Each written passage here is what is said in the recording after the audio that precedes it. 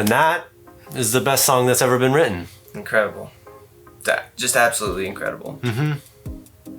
Oh, hey there. Hey. Welcome back to Counterculture Conversations, where we have a conversation. How's it going, Dave? It's going good. You guys don't... Right now, it is Thursday. Yes. When you guys see this, it'll be Monday. And I will officially be a fiance. Oh.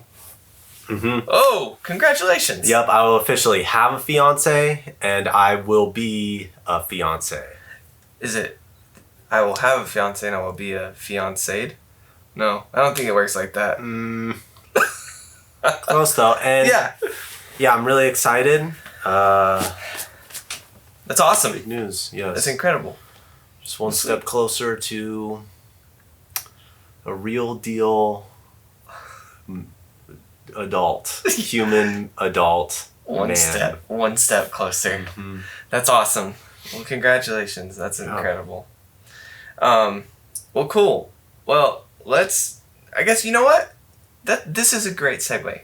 So, as we've been talking about the discipleship journal, we get to talk about today 2 more of our practices. Last week we hit Sabbath and community. Mm-hmm. This week we're hitting generosity and celebration. Yeah. So celebration. Mm-hmm. Let's talk about celebration. Let's. All right. So I think this is something that we've lost in general, celebration, that we don't take time to celebrate the good things, to celebrate the things that God has done, you know. And I think that a lot of times when we don't celebrate, it just continues to become it almost feels like there's always this negative vibe or whatever you want to call it, like when we don't stop and like actually think about like all the good things that God has done, you know. And it's always one of my favorite stories in the Bible is like Jesus when he turns water into wine, and how much like weddings in Jewish culture actually meant like the celebration of a wedding was like a huge deal. Oh yeah. And we were at a wedding last week, and for me, since I like really registered to that story, like to celebrate like at weddings now is like, I don't know, it's gonna be a blast. Like I used to dread going to weddings, but now I'm like, this is what Jesus did. This is what Jesus did. This is one of like the few things that we can be like, Jesus definitely did this. He danced. He danced at a wedding. Hung out with his boys. He had food. He absolutely did. Oh, yeah.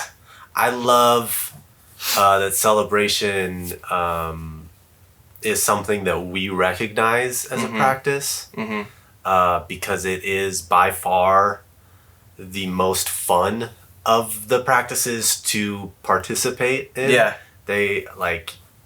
It's kind of like Sabbath. Yeah. It's kind of like if you mixed Sabbath and community together, it would just be celebration. It would just be celebration. Having fun. I have a hard time with celebrating. Yeah. Because I'm not naturally somebody who likes to like enjoy things while they are like it's a hard thing for me to be for something good to happen in my life and me be like, I'm just going to sit in this for long enough for it to kind of go through my system and be like, yes, thank you, God, this is awesome. Like to really enjoy it. Yeah. It's very easy for me to switch back onto like work mode and be like, okay, that was great, whatever, back at it. Yeah. And even in like the little, I've heard, I don't have the articles or the science to back this up, but I've heard that it takes like between a negative and a positive encouraging comment, a negative comment will, when you, like from the moment you hear either one, it'll take like 3 seconds of hearing it, 3 seconds of feeling it for it to like sit in your core and be a part of your mindset. Like if you say, Dave, you're ugly, it takes 3 seconds of me to like bounce that around for it to be a thing. Don't quote me on the time. Mitch would know more than I do. Yeah. I do know that for an encouraging comment, it takes 30 seconds. Wow. So you have to, when someone gives you an encouraging comment, you have to like sit with it and replay it in your mind for 10 times as long for it to really like be a part of your brain and be a part of how you view yourself and like having it really live in you. And so even in that, these small celebrations are just as important as these wedding parties. Totally. Like we need to appreciate the good. Yeah. Oh, dude. That's incredible. That's a neat little statistic. I wonder I wonder if it's not like because we live in an instant gratification like culture, or I like to call it a microwave culture, whatever you want to put your terminology in there, that I wonder if like, so I'd struggle with celebration too for the good things, but I wonder if it's like because we don't take the time to celebrate it, and then we just are looking for the next like little like little hit of dopamine or whatever you want to call it, that it gives you, like you get a compliment and you're like, oh yeah, thanks, that's good. We don't actually like, or something good happens and we don't actually sit and take time to think about how good it actually was. And then we just try and move on to the next thing because we're just so quick about it. It's almost like celebration makes you slow down too a little bit. Yeah, to slow down and be like, oh, I'm going to sit in the moment and go, all right, let me think about, like, so just, like, we just bought the house. And so I get to, like, it was a whirlwind of everything happening. And it's taken me even time just to sit and be like, this is good. Like, this is a good thing. And then to celebrate. Like, I don't know if we haven't really celebrated it yet. See, that's something like that. Like, that's a great example of something that I could celebrate. For sure. And, I mean, I am in this process, like I said at the beginning of this, like literally tomorrow night, I am asking someone to be my wife.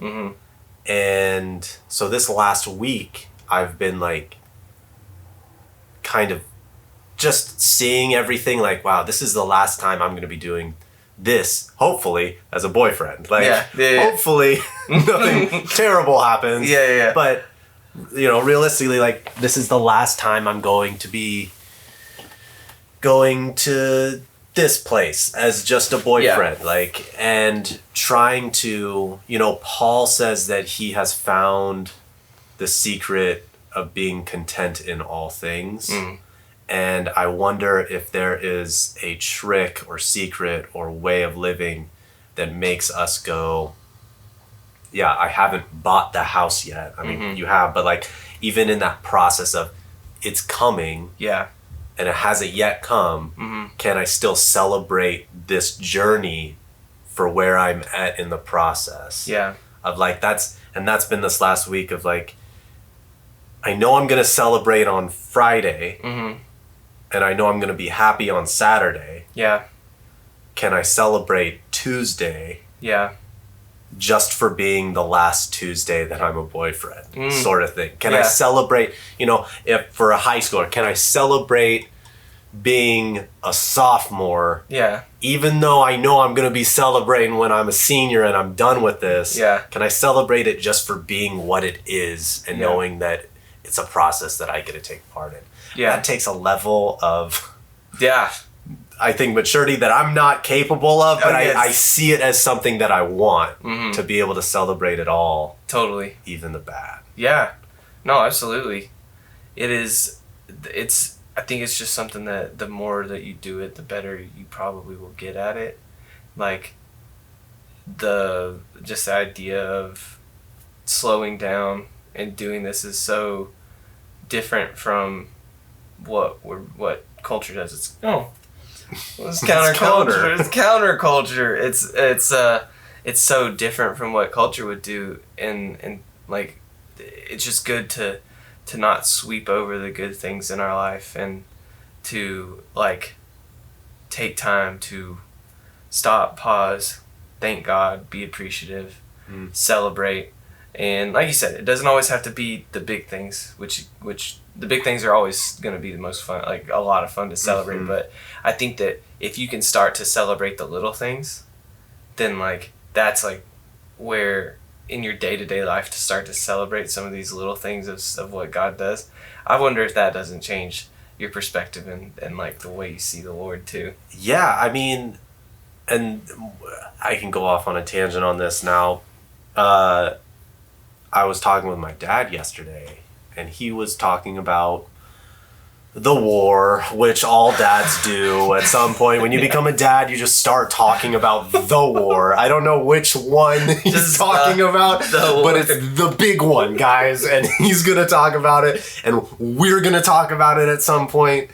It just happens. It's just something that immediately... You become a dad. Yeah.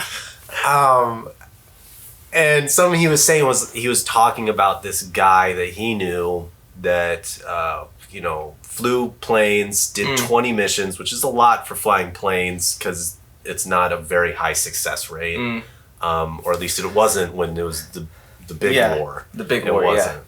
And he was talking about him, and he said, when he came back, he told me, my dad, he told him that, every day is gravy now. Every day is easy now. And I just choose to be like, he went on to be a lawyer and like going through, however long schooling that is in that process. But it's like, every day is easy because I've seen the worst of it. Yeah. And what a beautiful picture of celebration that is. Yeah. For him, it required going through hell. Yeah.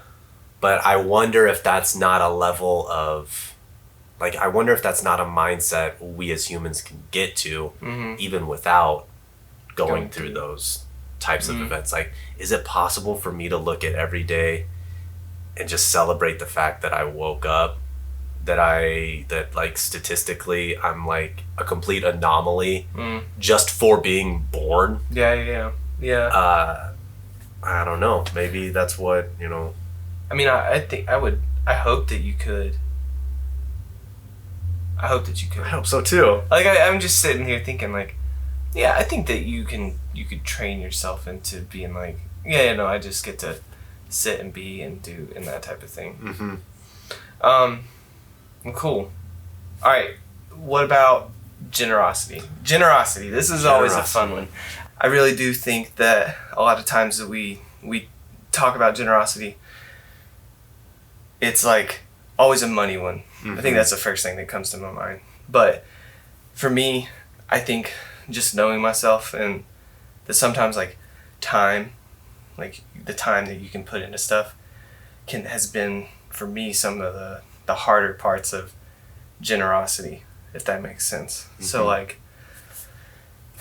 I know we always have, it's not as big of a thing to be like, oh, I want to give money to this. But for me, sometimes it's like, oh, you need to go help your buddy move. And you're like, oh man, like this is the time that's when things start to hurt. And I think that in understanding generosity, you almost need to understand yourself, because they're going to be, yes, it's generous regardless of if it doesn't hurt for me to give money. But like, I think like in being generous is like some of it's you intentionally giving place out of the places that do feel like they hurt. Yeah, I think that generosity is one of the I think generosity as a practice is one of the leading ways the culture around you gets to witness Christ in you. Yeah. Because it's the way that we sacrifice. That is the way that people, it's how we sacrifice and what we sacrifice that gets to be a testimony to people about God. Yeah. I also think that, the conversation is always about money. Yeah. Which is a shame. But on the other side of generosity, I think generosity gets broken into two categories, right? There's the giving, being generous, and then there's the receiving Mm-hmm. generosity. Mm-hmm. And I think in that regard, there is if you aren't someone who's good at receiving somebody being generous to you, then the way that you are generous might be out of false motivations. And, I just think that if you can't receive being generous, someone like giving you something, God giving you something, then being able to know that might inform your motivations in how you are being generous to people. I just think it requires being humble on both ends. And a lot of times it's a lot easier for people to not be humble in being generous for people. Yes. And those people tend to not receive it very well either. Yeah. And it's just another thing that we, as Christians, have to be intentional and take, an audit of in our brains. Like, how are we doing this? What is the motivation behind it? Yeah. Why are we doing it? How are we doing it? All these things. Yeah. That's good. And it's like we live in a weird culture where we've got multiple people who their YouTube channels are to just give stuff away, celebrating their generosity almost. You know what I mean? Yeah. I'll be honest, my least favorite videos are the ones of people being like, "What's up, man? It's me here, and I'm gonna give this food to this homeless guy." And then they come up, check me out, check me out, and you're just like, "What are you doing?" That's yeah, that's the worst. The worst. That person is the worst. I agree. 100%. I don't like that person. Oh man. And it's hard, and it's when you give, it should be one, out of a place of your heart should be in a good spot and giving out of it, but two, it's also it shouldn't be for false, like you said, false motives and your false motivations. And so and I get the argument, people are well, it just fosters generosity and whatever, it gives other people an idea, and I'm like, sure, maybe. Okay, maybe it doesn't. What do you know? Yeah. You didn't actually do the statistics. It makes other people want to be generous. I'm like, I don't know about that, dude. Yeah, I mean, it's all pride. Yeah. Is really, and I think what I don't want to leave people with is, if you are trying to practice generosity, but you feel that inkling of pride, then you might as well not be generous. I don't want people to feel that. Yeah. Because I do think that that's one of the ways to defeat pride in you. It's just being like, you know what? I don't care. Yeah. I'm going to do it anyways. Yes, pride is a big thing. Yeah. But I'm just going to do it anyways. Yeah. Since I think that's great. Yeah. And honestly, if you have to videotape yourself giving money to homeless people, I'm sure do it. I'm not gonna watch it regardless. It kind of is the worst, but you're helping people. Yeah. I would rather you didn't, but yeah, whatever. I guess you're helping people. You're also just helping yourself. It just feels so egotistical. Yeah. And to do it, and you're just like, ugh. Yeah.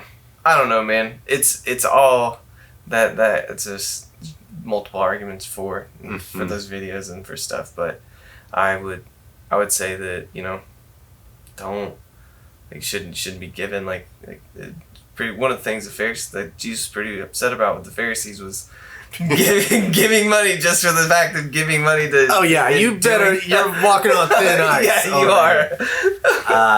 No, 100%. I agree. I think, and my last little thought on generosity is basically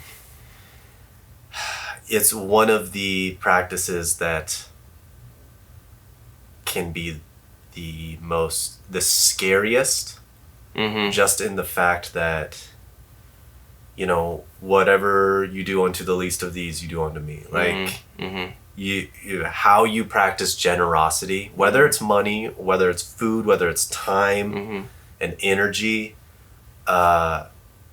whatever you're doing it unto God. Yeah. And so if you're using God as a tool to build yourself up and your Instagram following or your YouTube subscriptions, I don't care, but you should because you're doing it unto God. Yeah. And if you're not practicing generosity at all, you know, I'm not going to sit here and judge you, but you should think about that. It's a weighty practice. Yeah. Because you're doing it unto the creator of the universe. And that's scary. That is scary. You know, and the early church, like, they talk in Acts, it talks about the church came together, they brought all their possessions, they sold them, and then, like, gave it to the poor. It's like a radical idea of generosity. Yeah. A radical generosity. And I would even say that in my own life that there's other places where, like, that type of radical generosity, like, I need that, you know?